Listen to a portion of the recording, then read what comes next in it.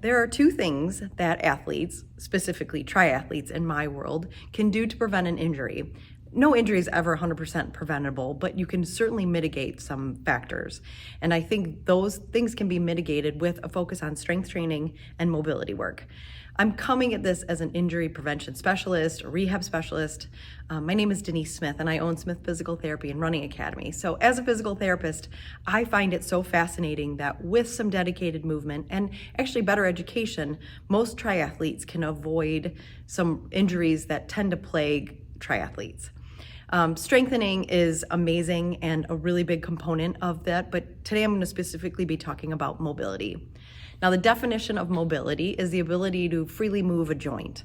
I sometimes think that flexibility and mobility get confused. Flexibility is, I think, would be better termed elasticity, so it's the ability to stretch a muscle, but mobility is the ability to flex or extend a joint. Joints move in between 1 to 3 directions depending on what joint you're talking about. And so joint mobility is a set of exercises that help that joint move freer. We use the term range of motion in physical therapy, and that's what we're really trying to do, is improve your range of motion. So I think mobility can be used as a recovery tool. I don't like to use the term rest days because I think most triathletes, actually most athletes, get frustrated on a rest day, like they should be doing something. So I think recovery work is a great way to maximize on mobility training for that rest day or recovery day to help you prepare and give some love to your joints. I think mobility work can be used for prevention, and I think that mobility work can be used as a warm-up.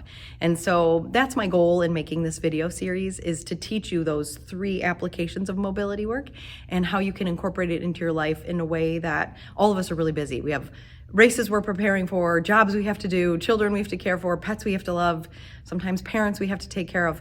So the idea is finding constructive ways to make mobility part of your day and part of your training, so it's not this huge chunk of training that you need to add on.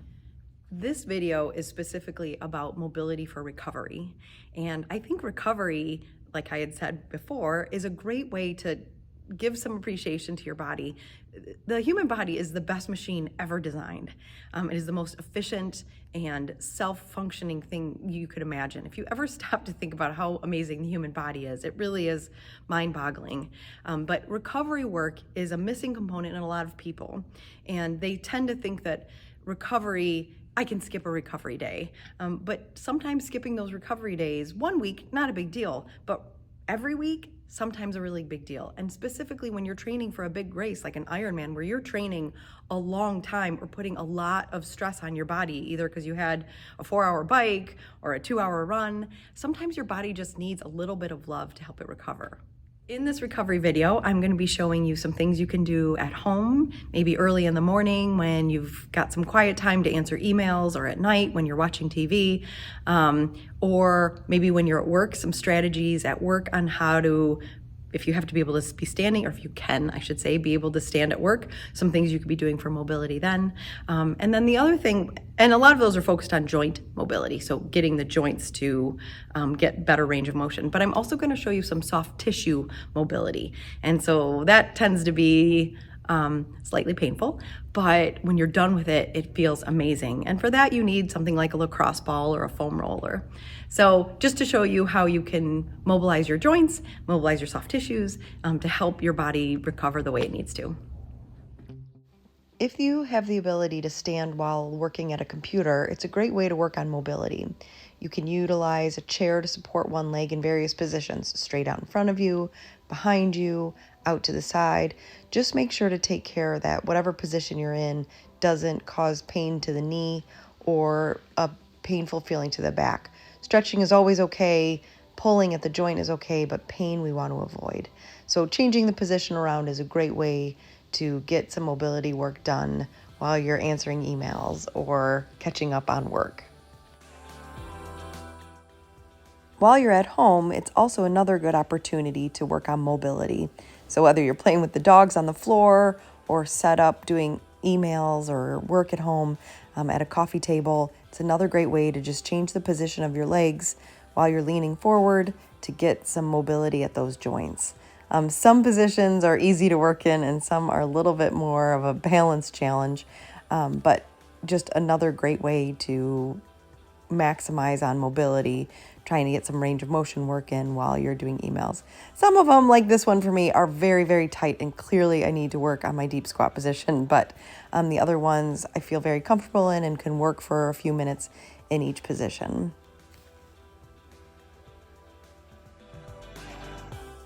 To do soft tissue mobility, you'll need a lacrosse ball or a foam roller. If you place the lacrosse ball underneath your buttock, your hamstring, your calf, your foot, your shoulder blade, wherever you're feeling tight, what you can then do is move the joint that's closest around. So if it's underneath your buttock, moving your knee in and out, up and down, you can roll back and forth or just hold it in one spot. Same thing with that foam roller. Just find those spots that are tight, change the position of your foot, your knee, your hip, to open the joint up a little bit to help expose muscles that might need a little more love. You can change the position, if it's too much to have your arms behind your back when you're working on your calf or hamstring like this, you could go down to your elbows. And maybe if you have someone at home that's willing to help, you could lay in your stomach and they could roll it out for you. Mobilizing your spine is really important too. So moving over the foam roller, as well as just finding certain positions that are tight and just applying pressure is another good way to release some of those tissues that are feeling really tight.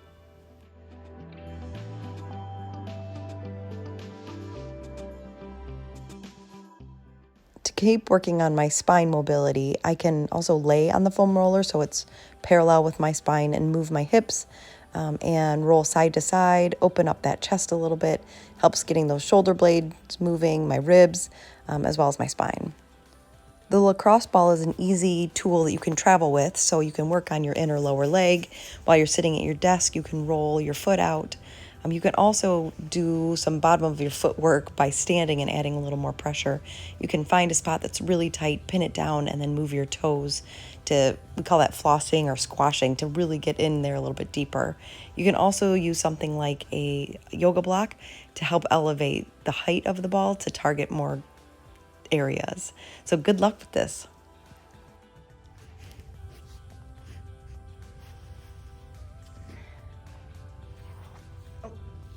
Oh, okay. Go lay down. Go lay down. Lay down. No. Okay. Okay, go lay down. Go lay down. Go lay down.